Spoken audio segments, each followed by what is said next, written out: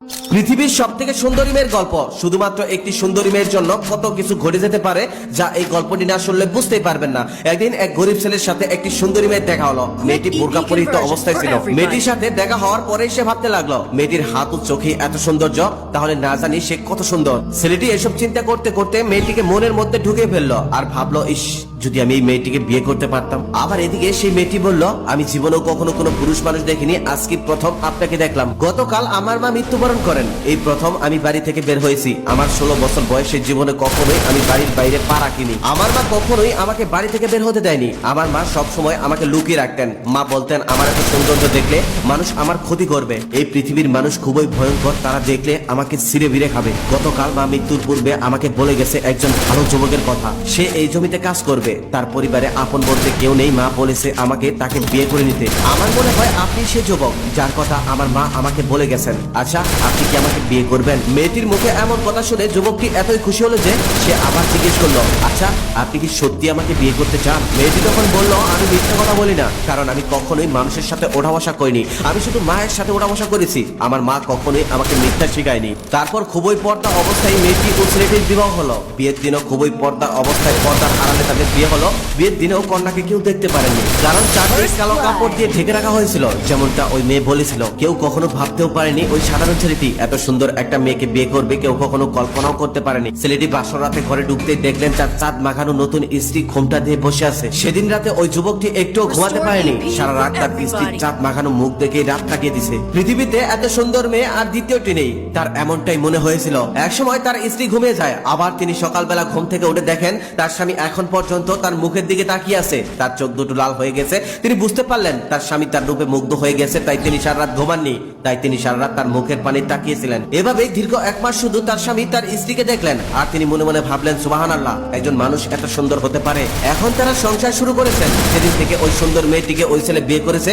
সেদিন থেকে তার জীবন অনেক সুন্দর ভাবে কেটে যাচ্ছে। খুব সুখে শান্তিতে সংসার করে যাচ্ছিল তারা। একদিন কি হলো, বাড়িতে একজন মহিলা আসলো। সে হঠাৎ করে আসলো আর বলল, আমি এই বাড়ির নতুন বউটা দেখতে চাই। বাড়িতে মেয়েটি একাই ছিল, তার স্বামী ছিল না। তার স্বামী বাইরে কাজ করতে গিয়েছিল। মেয়েটি তখন বলল, আমার স্বামী বাড়িতে আসুক, পরে দেখে যাবেন। মহিলাটি এই কথাটা শোনার পর রেগে গিয়ে বলল, এটা কেমন কথা? আমি তো কোনো পুরুষ মানুষ নই, আমি একজন মহিলা মানুষ, আমি দেখলে কি এমন হবে? মেয়েটি তখন বলল, আমার স্বামীর অনুমতি ছাড়া আমি কাউকে চেহারা দেখাতে পারবো না। আমার স্বামী বাড়িতে আসুক, পরে দেখে যাবেন, একটু বসুন। মহিলাটি তখন রেগে মেগে বাড়ি থেকে বের হয়ে গেল আর চিন্তা করতে লাগলো সামান্য চাষার বইয়ের কত দেমাগ। তিনি আরো ভাবতে লাগলেন, কারণ কি? তার চেহারা দেখতে দেয় না কেন?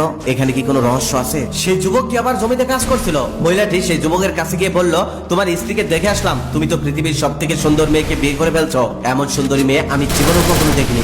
ছেলেটি সৎ সহজ ছিল, তাই বুঝতে পারেনি। সে ভাবছে সত্যি হয়তো। সেও তার কথায় তাল মিলিয়ে বলল, হ্যাঁ, আমার স্ত্রী পৃথিবীর সব থেকে সুন্দর। সে এতই সুন্দর যে রাতের বেলাতে তার রূপের আলোতে পুরো রুম আলোকিত হয়ে যায়। তাকে একবার যে দেখে তার উপর থেকে সে আর চোখ ফেরাতে পারে না। শুধু তাকে দেখতে মন চায়, তাকেই দেখতে মন চায়। মহিলাটি এবার সব বুঝতে পারলো। সে বুঝতে পারলো তাহলে এই জন্যই আমাকে দেখতে দেওয়া হয়নি। মহিলাটি তখন ওই যুবকের সাথে কথা বলা শেষ করে সোজা চলে গেল জমিদার বাড়িতে। সেই জমিদার ছিল খুব খারাপ মানুষ, সে মানুষকে নির্যাতন করতো। মহিলাটি তখন জমিদারকে গিয়ে বলল, আপনার মতো একজন জমিদার থাকতে একজন কৃষক এত সুন্দর মেয়েকে বিয়ে করে কিভাবে? একজন কৃষকের ঘরে পৃথিবীর সব থেকে সুন্দর বউ, এটা কোনোভাবেই মানায় না। এটা একমাত্র জমিদারের ঘরে মানায়। জমিদার তখন ওই মহিলার কথা শোনার সাথে সাথে রেগে গেল আর প্রহরীদের দিয়ে তাদের দুজনকে ধরে আনতে পাঠালেন। তাদের দুজনকে রাত সবাই ধরে আনার পর ওই মহিলাটিকে জমিদার বলল, এই মেয়ে, তুমি আমার মতো জমিদার থাকতে ওই কৃষকের বউ হলে কেন? তোমার কি আমার মতো জমিদারকে চোখে পড়ে নাই? তুমি ওই সামান্য কৃষককে বিয়ে করেছো। মেয়েটি এবার বুঝতে পারলো যে সে ধরা পড়ে গেছে। এখন আর কোনো কিছু লুকিয়ে রেখে লাভ নেই। মনে মনে ভাবলো, আমি যদি এখন সকল সত্যিটা জমিদারকে বলে দেই তাহলে হয়তো তিনি আমাদেরকে কিছুই করবেন না।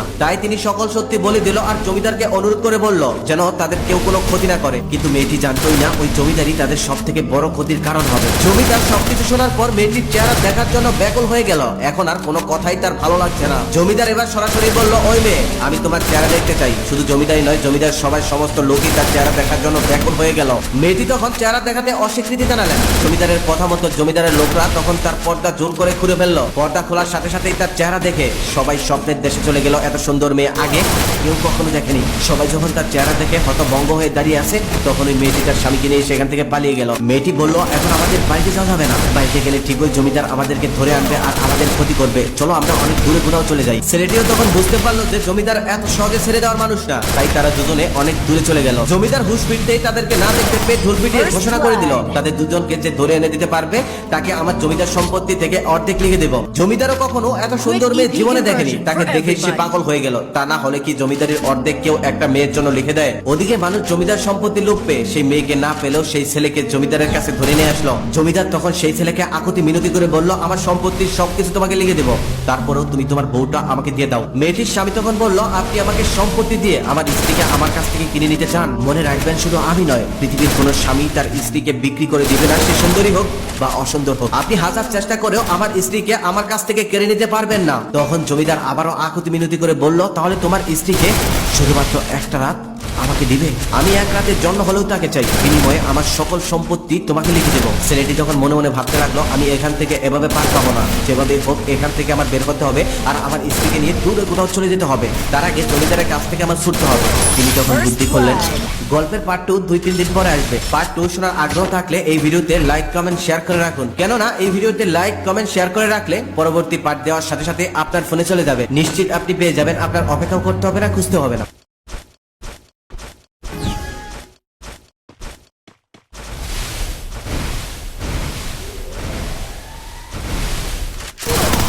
First Blood.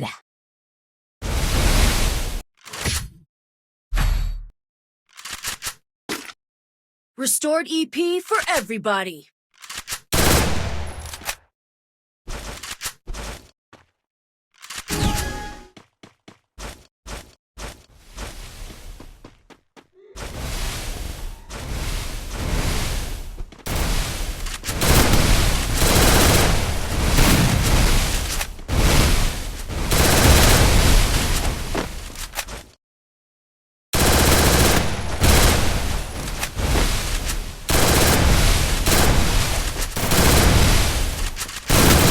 First Blood.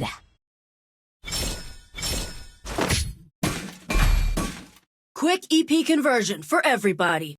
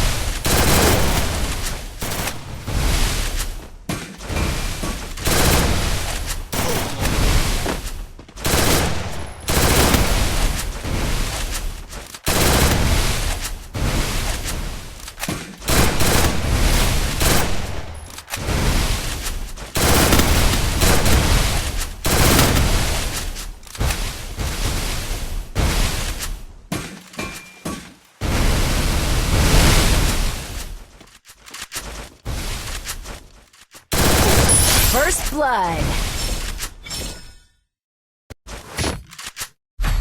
Restored EP for everybody.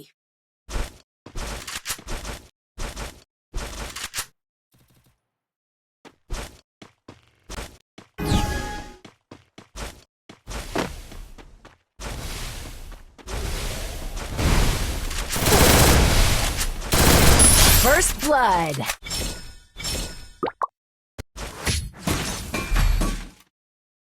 Medkit for everybody.